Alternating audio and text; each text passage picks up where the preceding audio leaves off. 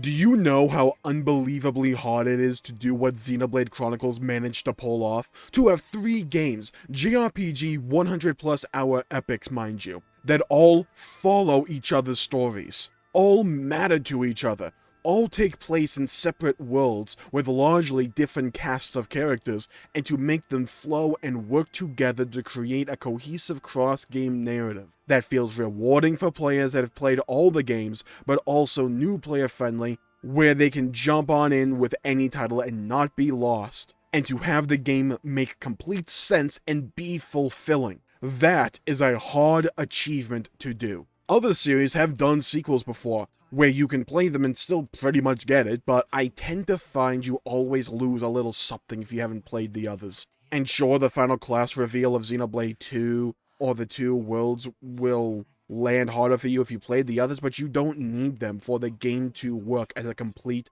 beginning, middle, and end of a narration. In Xenoblade, you can legitimately play the series in any order and have a unique experience. And that isn't to say that no series should do sequel stories, or stories that require previous entries, or that Xenoblade is the only series to have ever done multiple games and make them make sense in whatever order you play them.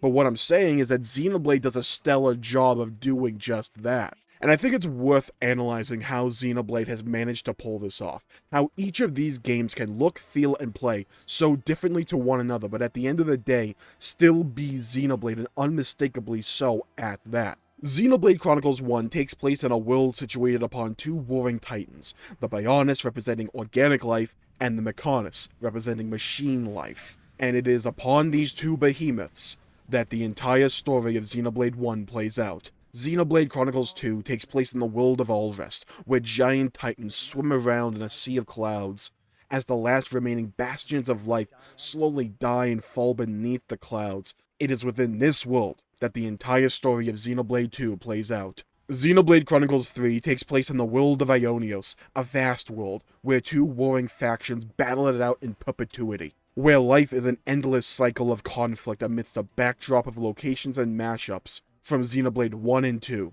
and it is within this world that the entire story of Xenoblade 3 plays out. Each game possesses these big, giant, larger-than-life set pieces that just make your mouth go agape as you marvel at the sheer creativity behind each set piece and each of these worlds. The music is largely orchestral in nature, but with a mix of rock that enhances the scale of these locations and amplifies the splendor of it all. And you can just look at each of these worlds and immediately point to it and say, yep, that's Xenoblade alright.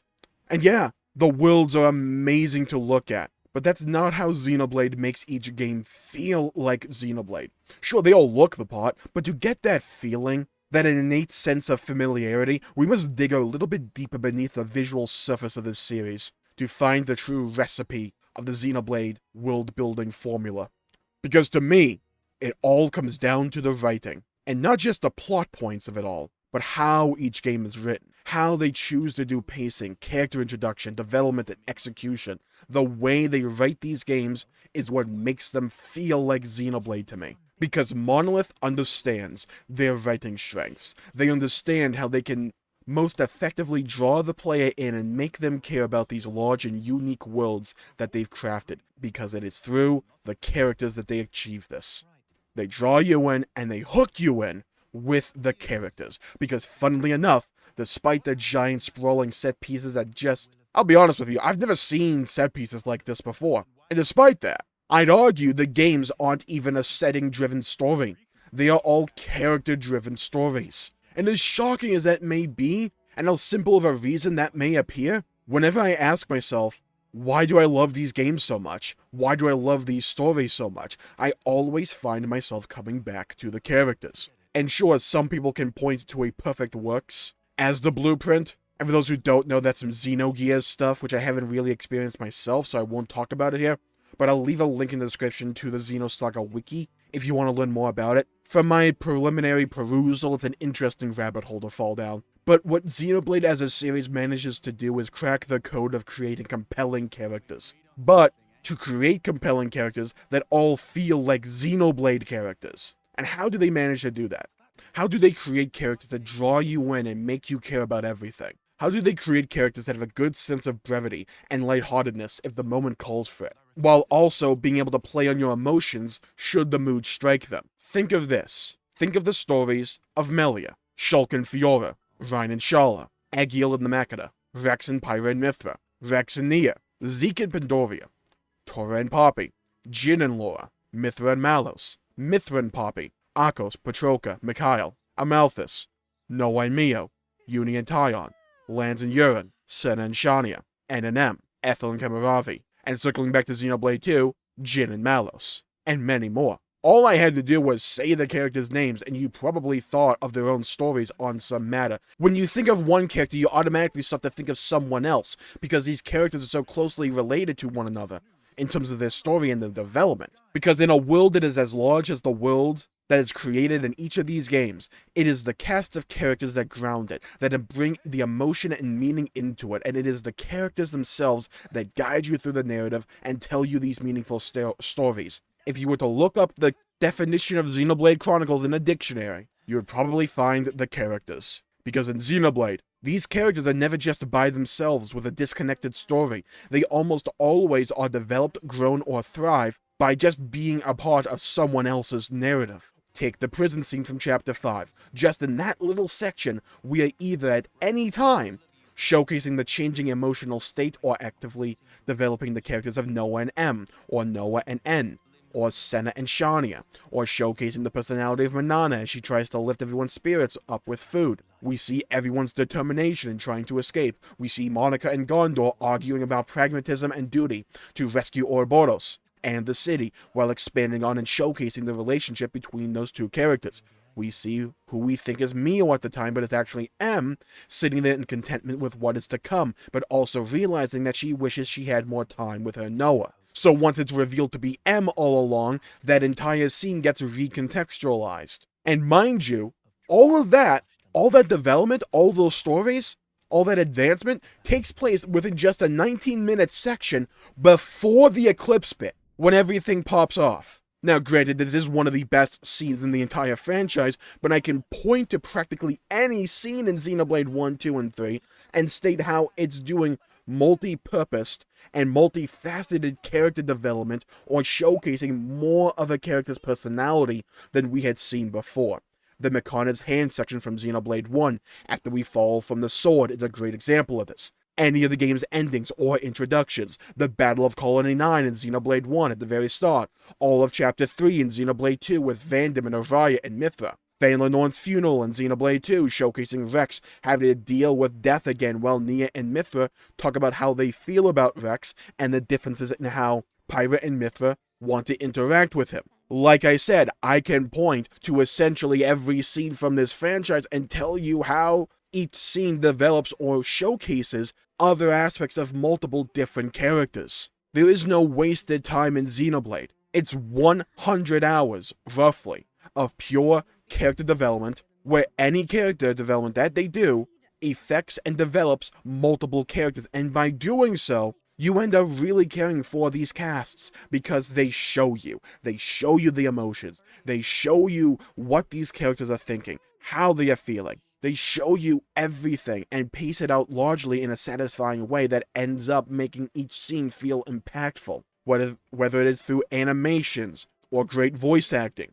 They are able to convey the emotions and thought processes of these characters in an engaging manner every time. So what you're getting in pretty much any given moment in this game, you're either developing a character or showcasing the dynamics of that character with others. And most of the times when you're developing a character, you're developing multiple characters. They are very efficient with the time they spend telling you this story. And it's this foundation of strong characterization, on top of using certain character archetypes as a base, but differentiating them based on nuance, giving them all unique stories and make them all feel like Xenoblade characters, feel like they fall under a particular role of a Xenoblade character, but lets them feel unique and add to each story that they are part of. Rhine, Zeke, Lance, that lovable, strong, but kinda dumb friend to the main character, and they all feel different to one another. They all have a unique role, their own story to tell, despite the fact they feel like they fall into that Xenoblade character archetype.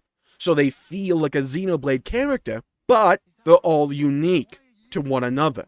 Rhine trying to find purpose in an ever-changing world with ever-changing dynamics between him and Shulk, Zeke coming to terms with his lineage, Lance learning his place in the world, and to move on from the past. Yeah, they serve that archetype of the dumb but lovable friend to the main character, but they all have their own unique stories that make them feel like unique, individualized characters. Uni and Sharla, both typically healers that use sniper rifles, that both have to learn to deal with the traumas they have been inflicted with in the past, but they both feel different because they both have unique stories to them. I mean, I feel like the obvious layup answer here is also just the Nopon, and how each different Nopon companion feels completely different to one another. Hereupon Riki, just being a 40-year-old father in debt, trying to take care of his family. Tora trying to find validation in a world that has seemingly tried to cast him aside.